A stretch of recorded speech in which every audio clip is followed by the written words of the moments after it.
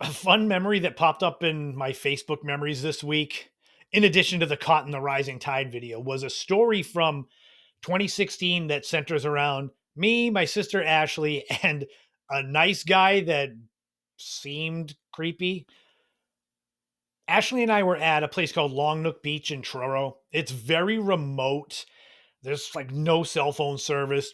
You park the edge of the parking lot, you go down the dunes to walk to the beach, and it's, gosh, probably a 60-foot walk.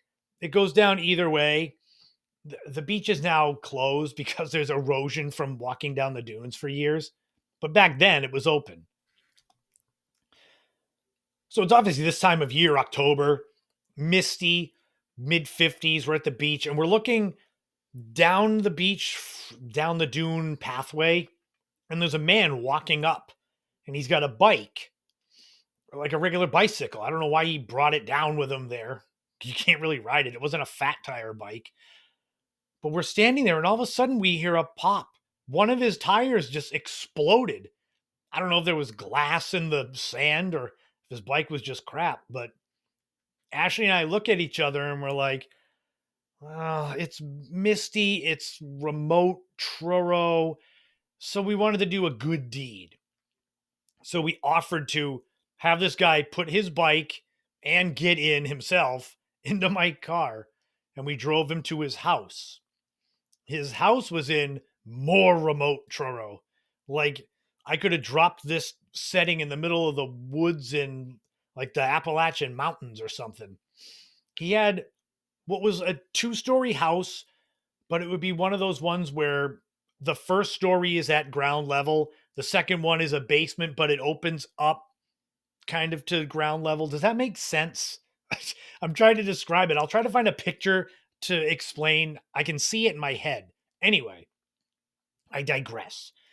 The man is very grateful and we offer to help him bring the bike inside, which I don't know why. It doesn't take three people to bring a a 10-speed bike into a house. That's mistake number one.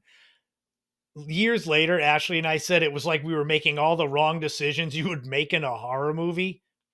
So we go inside his house, which was like a sliding door. It was kind of a basement y look, but it was a finished basement. And he's like, I need to repay you. So would you like some tea? We look at each other again and it's like, he'll make tea, but he'll probably do it with his back to us. And you'll hear the sploosh of something being dropped into our tea. So we politely refused that. But he was insistent on giving us a token of his thanks, everything except handing us money. It's like, really? Money says everything when you're trying to thank someone. There's a quote to put on a t-shirt. Money says everything when you try to thank someone, or whatever I said. His his last ditch effort, because we were heading for the door. We were like, he's probably got a machete behind his fridge. But his last ditch effort was handing us a CD, like a mix CD. It was handwritten. And we were trying to figure out, I can't remember if it was music he made or someone he knew. We got in my car and I know we opened it and we were playing a little of it. I don't remember how the music was.